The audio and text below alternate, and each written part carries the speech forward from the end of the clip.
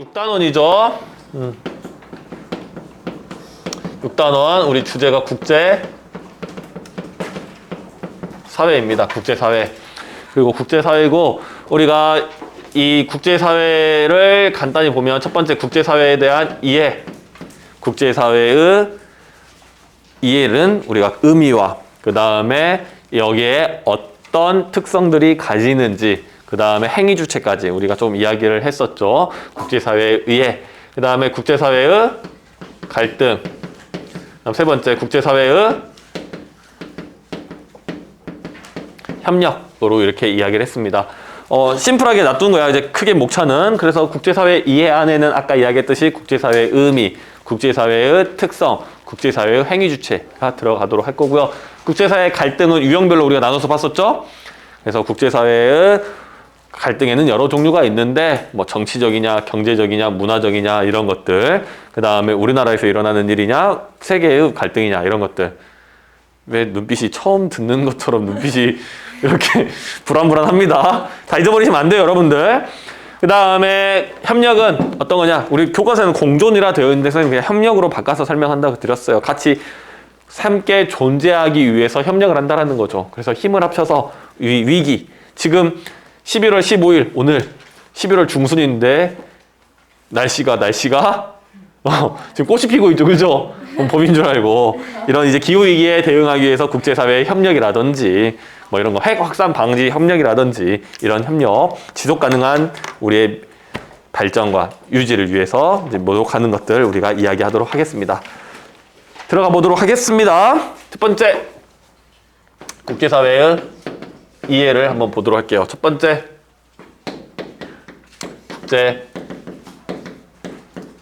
국제사회란 무엇인가? 국제사회란 여러분 우리 본 수업 아니잖아요. 복습하고 계시는 거잖아요. 국제사회란 국가들 간의 관계. 우리가 그냥 사회라고 하면 인간들 간의 관계. 국제사회라는 거는 이제 앞에다가 국제라는 거 붙였으니까 국가들 간의 관계라고 보시면 됩니다. 국가들 간의 관계. 자, 그러면 국제사회란 국가들 간의 관계고 이거에도 특성이 있죠, 특성. 첫 번째, 힘의 논리가 적용된다. 힘의 논리가 적용.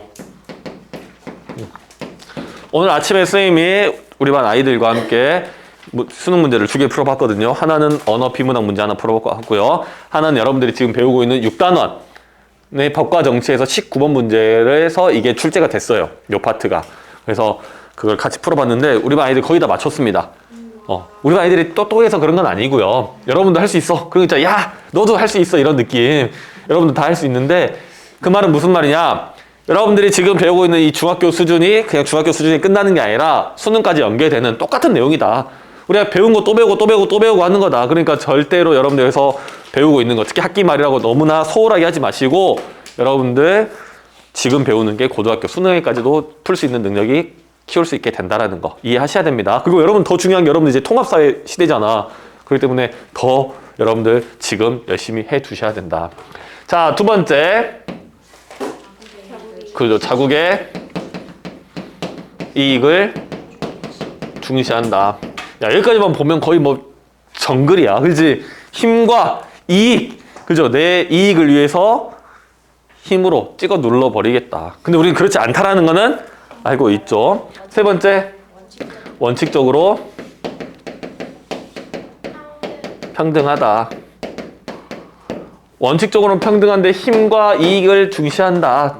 그러면 우리가 정글이 펼쳐질 것 같지만 실제 그렇지 않고 이것들을 조율하는 많은 것들이 있죠. 세계 여론이라든지 국제기구라든지 이런 것들이. 특히 세계 여론이 이 자국의 이익의 상당한 부분을 차지하게 되죠. 왜냐? 여론이 안 좋아지면 평판이 나빠지는 결과가 가지고 오게 되고요. 그렇다 보면 국제사회에서 입지가 줄어들게 되고 세계화된 사회에서 상당히 소외되고 불이익을 받을 수밖에 없다라는 거지. 물론 그게 누구라면 달라. 미국이라면 다른 거게 되겠죠. 어쨌든 미국 이번 대통령이 이제 곧 바뀌어 나가게 되면서 이제 이걸 좀 더 충실하게 반영하겠다라고 한 거죠. 충실하게. 발음이 좀 그렇네요. 충실하게. 자, 어쨌든 이렇게 특성 한번 봤고요. 세 번째, 국제사회의 행위주체. 어떤 존재들이 국제사회의 행위주체가 될 수 있는가? 첫 번째, 당연히 국가죠, 국가. 두 번째, 국제기구. 세 번째, 다국적 기업.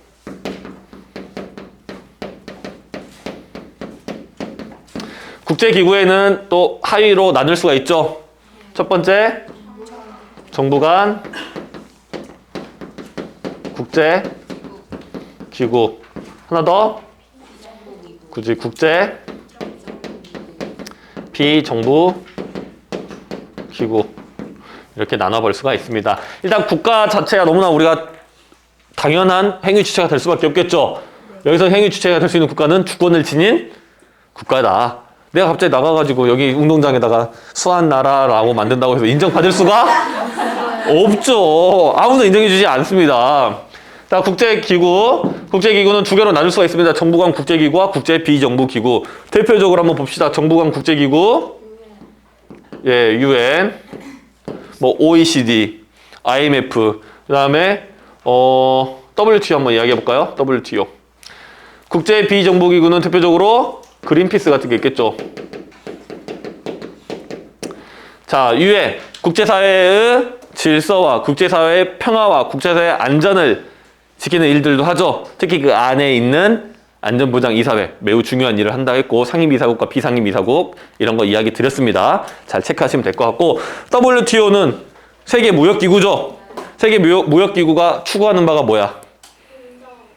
공정함도 있겠지만 좀 더 디테일하게 더 들어가시면 전 세계의 자유무역을 추구한다라는 거야. 무역 장벽을 허물고 모든 자원과 모든 물건들, 인간의 노동력의 이동을 좀 더 자유롭게 만들자고 하는 게 WTO라는 말이죠. 어쨌든 이런 WTO 같은 것도 정부 간 국제기구고, 이런 정부 간 국제기구에서 국제적인 활동을 하는 게 요 UN, WTO 등등등등 이런 것들이 있다라는 겁니다. 그래서 WTO에서 만약에 인터넷 검색을 한다, WTO가 하는 일이 대략 나오겠죠. 무역 규제를 하지 말아라. 자유롭게 무역을 해라. 이런 내용들이 나오게 될 터입니다. 국제 비정부 기구는 이제 그린피스 같은 경우죠. 근데 1번과 2번의 가장 큰 차이점 뭐냐? 돈 차이지. 여기서는 지원을 누가 해야 돼? 정부가 하지. 그 정부의 이익을 추구할 수밖에 없겠죠. WTO에 돈 누가 많이 낼까? 아무래도 미국 같은 경우가 영향력이 좀 세겠죠. 유엔 같은 경우도 누가 돈을 많이 낼까요? 미국이 좀 더 많이 내겠죠. 그러니까 어쩔 수 없이 이런 식으로도 이익을 중시하지만 그래도 균형을 지키려고 노력을 하지만, 얘네들은 돈을 어디서 받아? 안 받고 운영이 돼요? 누구한테 받아? 기부. 민간인들에게 기부를 받죠. 그러니까 좀 더 자기들의 가치를 주장하는데 자유롭다. 그러니까 그린피스 같은 경우는 어떻게 해? 환경을 지키기 위해서 노력하는 거 아닙니까? 그래서 이런 것들이 있다라는 거 좀 알아두셔야 알겠습니까?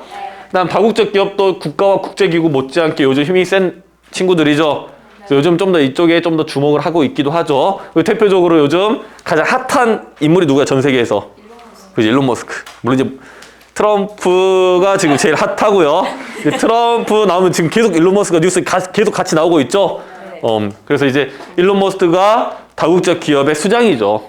대표적으로 테슬라, 스페이스X, 뭐 스타링크 이런 것들을 운영하고 있죠. 그래서 이런 사람들이 운영하는 기업들이 미치는 영향이 어마어마하다. 뿐만 아니라 지금 마이크로소프트라든지 오픈 AI 같이 AI를 개발하는 기업들도 웬만한 국가들보다 영향력이 훨씬 더 많이 주고 있다. 오케이?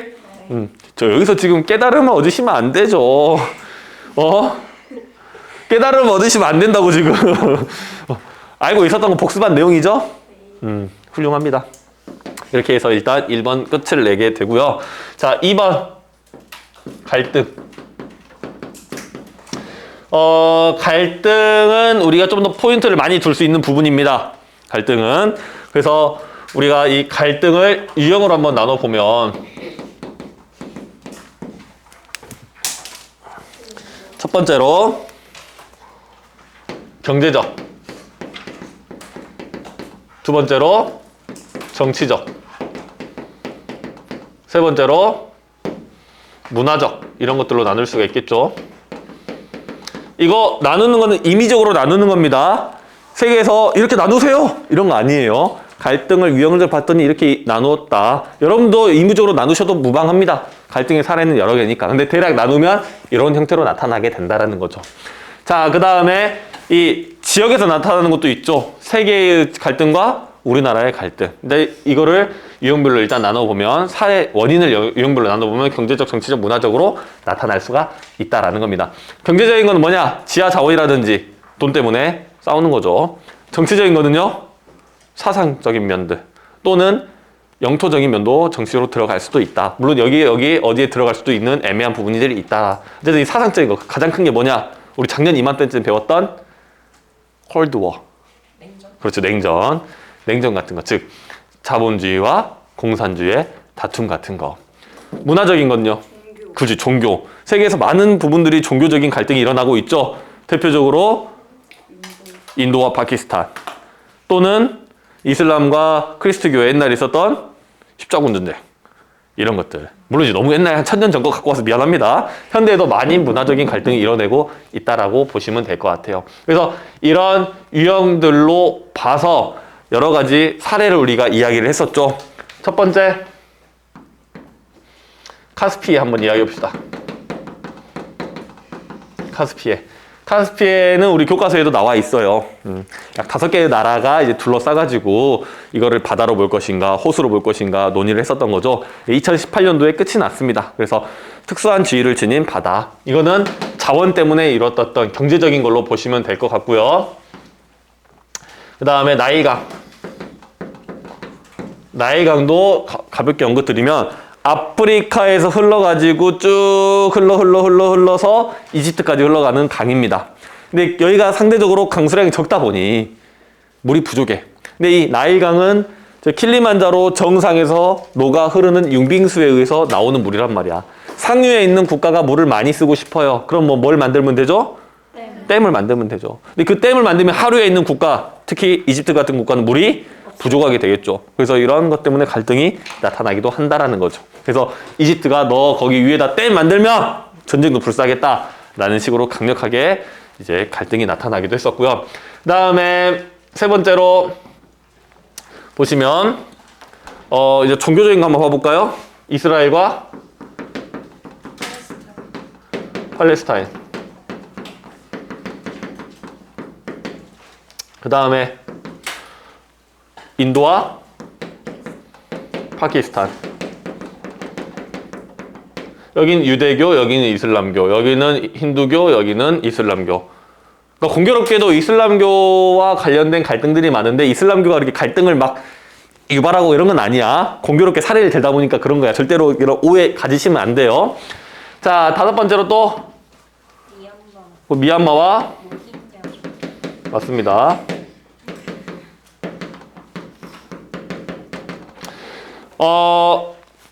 국가들 간의 관계는 아니지만 우리가 갈등을 배우다 보니 그냥 국가 내부에 있는 갈등 또 민족 간의 갈등도 우리가 같이 언급을 했었습니다. 그 다음에 필리핀의 모로족도 있었죠. 그 다음에 중국 이야기 한번 해볼까요? 중국의 위구르. 하나 더 있죠, 중국과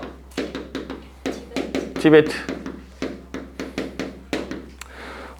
중국 내부의 갈등이고 국가 간의 갈등은 아니지만 이런 간의 갈등도 있다라고 언급을 해드리는 겁니다. 그래서 위구르 같은 경우는 터키계 사람들이고 이슬람을 많이 믿어요. 그 다음에 이제 중국과 티베트도 원래 신장 지역이어가지고 다른 지역이었는데 이제 병합을 시켰죠. 그래서 달라이라마를 우두머리로 해서 이제 티베트 불교를 믿는 좀 다른 성향을 가진 지역이었다. 그래서 위치 한번 봐주시면 위치 한번 보고 다시 넣어드릴게요. 요게 중국인지는 아시죠, 여러분들? 중국이고 이쪽 위구르와 신장 웨이구얼 좌지구와 이제 티베트는 서쪽 끝에 있다라고 보시면 돼요. 그래서 요 위쪽에 있는 게 위구르, 아래쪽에 있는 게 티벳이라고 보시면 돼요. 누군가 그렇게 외우더라고요. 위쪽에 있으니까 위구르. 그죠? 내가 생각해낸 건데 좀 구려가지고 누군가 생각 외우셔요. 위구르 위쪽에 있고 티베트 아래쪽에 있고 그냥 나오시면 이렇게 보시면 됩니다.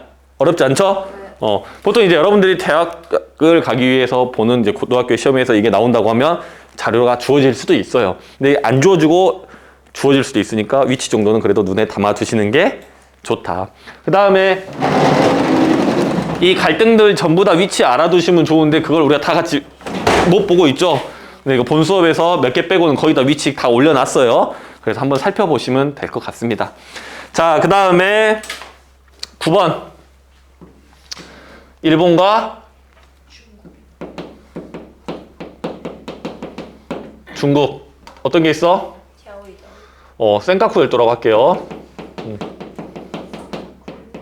다오이다오도 맞는 말이에요. 센카쿠 열도에 대한 분쟁이 있고 일본이 지금 점유 중이죠. 그 다음 10번. 러시아와 일본. 그렇죠. 쿠릴 열도. 쿠릴 열도 분쟁이 있고 현재 러시아가 점유 중에 있습니다. 그 다음에 하나 더 11번째. 남중국. 그렇죠. 남중국해. 남중국해. 지금서 엮인 나라가 많죠. 중국, 베트남, 필리핀, 말레이시아, 브루나이 이렇게 여러 나라가 엮여가지고 갈등을 겪고 있는 중이다라고 봐주시면 되겠습니다. 그래서 이것들을 경제적으로 나누면 어떤 종목이 들어가고 정치적으로 나누면 어떤 게 들어가고 문화적으로 나누면 어떤 게 들어가고 대략적으로는 알고 계셔야 돼요. 그래서 요거 봤을 때 이게 자원 때문에 싸웠구나. 물자원, 수자원, 지하자원, 종교 때문에 싸웠고 종교 때문에 싸웠고 종교 때문에 싸웠고 종교 때문에 싸웠고 영토와 민족과 이런 것 때문에 싸웠고 그 다음에 영토, 자원과 영토 나누시면 됩니다. 그래서 요게 두 개가 좀 애매하죠. 이것도 다 섞여 있어. 그래서 이것 때문에 싸웠다라고 말하기가 어려운 것들이 꽤 많습니다. 그래서 가장 표면적인 것들을 이야기하거나 또는 가장 많은 이유는 경제적인 부분이 상당히 많다. 문화적인 부분도 꽤 많고. 이해되신가? 네. 문화적인 것 때문에 싸워도 속에 들어가 보면 자원적인 부분도 많이 있다. 그래서 경제적인 부분도 꽤 많이 있다라는 거 알아두시면 될 것 같고. 그다음에 유형에서 우리나라는 좀 말로만 설명드릴게요. 우리나라가 많은 갈등을 겪고 있는 나라가 어디죠? 일본과 중국이죠. 일본 같은 경우는 우리나라가 어떤 갈등을 겪죠? 독도는 빼고 이야기하자고 했었죠. 위안부 또는 동해 표기 또는 이제 무역 갈등 이런 문제들이 있었죠. 그다음 중국은요. 김치로 대변된 이제 문화 동북 공정이라고 불리우는 이제 문화적인 이제 동북 공정. 자기 나라였다고. 저 동북 공정을 이야기하죠. 우리 동북 공정. 즉 동북아시아 동북 쪽의 역사를 다시 세우겠다. 즉 고구려 이쪽에 중국의 소수민족으로 만들겠다라는 거죠. 어쨌든 역사 왜곡 문제들이 있고 어업 관련도 있죠. 오늘 발음이 좀 이상하네요. 사드 배치 이런 것들도 많이 있죠. 특히 요즘 그 흑백 열사 때문에 문화 동북 공정이라는 말 이야기 많이 나오고 있죠. 어쨌든 그런 내용들도 우리가 많이 있었고 프랑스랑도 하나 있었죠. 문화재. 그죠, 문화재. 나만 오늘 고장난 게 아닌 것 같습니다. 문화재, 직시 심체오죠. 문화재 반환과 관련된 갈등들도 있었다. 오케이? 네. 그래서 이렇게 일단 유형까지 보고 넘어가고요. 우리가 세 번째 거 봐야 돼요. 협력. 근데 그거 아시죠? 협력은 아주 간단한 거.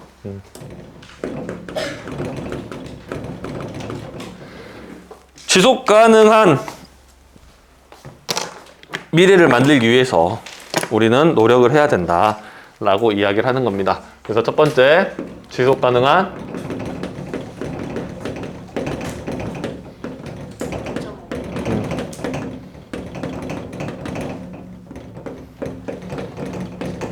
SDGs라고 하고 지속 가능한 발전 목표 또는 지속 가능한 개발 목표 두 가지 다 번역을 그렇게 합니다. 근데 이제 저번에 우리가 본 수업 때는 개발 목표라고 했는데 발전이라는 게 어감이 좀 더 좋잖아. 개발은 뭔가 이제 막 파기하고 뭐 해야 될 것 같은데 발전은 그냥 좀 더 나아지는 방향으로 나아간다. 근데 번역은 둘 다 합니다. 지속 가능한 발전 목표와 지속 가능한 개발 목표 두 개 다 한다. 그래서 17가지의 목표를 잡습니다. 빈곤 퇴치라든지 양성평등이라든지 이런 것들에 대한 내용을 17가지를 잡아가지고 이제 우리가 달성해 나가자라고 하는 거야. 이거 17가지 외우고 있으시면 안 돼요. 설마 선생님 내시는 거 아닙니까? 그거 내면 날 그냥 시험지 찍고 날 그냥 혹시 질문 있는 사람 하면서 나한테 달려드세요 그냥. 들어왔을 때 달려들어도 할 말이 없습니다. 이런 거 17가지 외우면 좋겠지만 17개 외울 필요 없어요. 느낌만 받으시면 돼. 어떤 느낌? 지속 가능. 지속 가능이란 것에 대한 느낌만 잡으시면 됩니다. 그래서 우리가 지속 가능이라는 게 뭐냐? 계속 해나갈 수 있다라는 거지. 그렇죠? 그래서 우리가 지속 가능한 개발을 어떻게 정의를 하냐? 미래 세대의 발전 가능성을 조회하지 않고 현재 세대의 필요를 충족하는 것.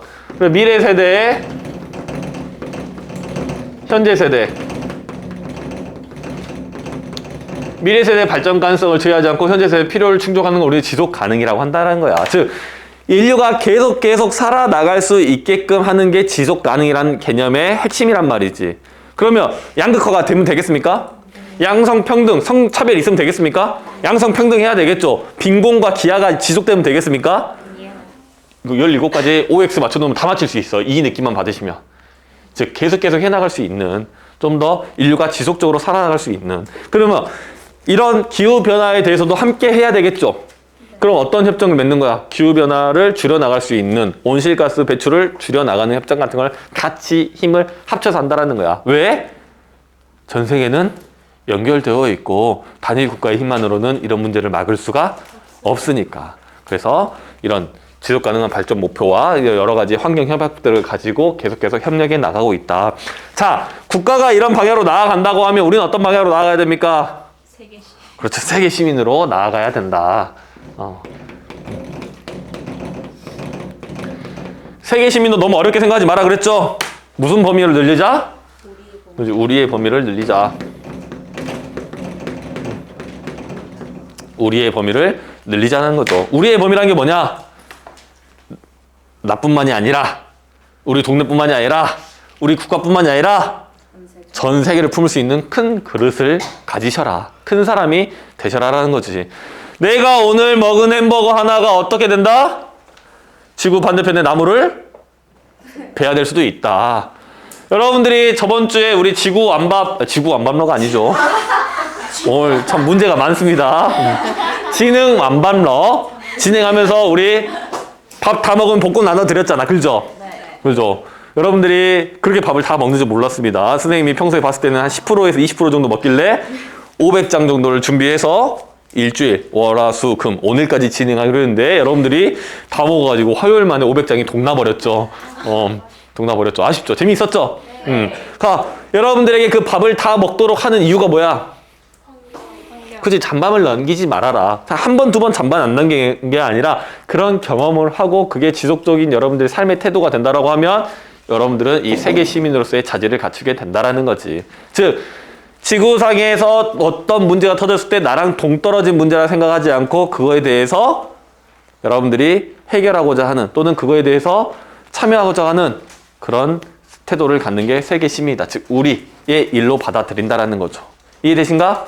그러면 세계 시민이 되려면 우리가 빠지면 안 되는 게 하나 있습니다. 그치, 극단주의에 빠지면 안 된다고. 우리 치킨으로 예를 들었나요? 탕수육으로 예를 들었나요? 치킨으로 예를 들었는데 후라이드 양념했을 때 반반 정도도 먹어줄 수 있는 마음가짐을 가지셔라. 나는 잘 먹이지만 난 잘 먹이야. 나는 절여 먹는 게 좋아한다 했잖아.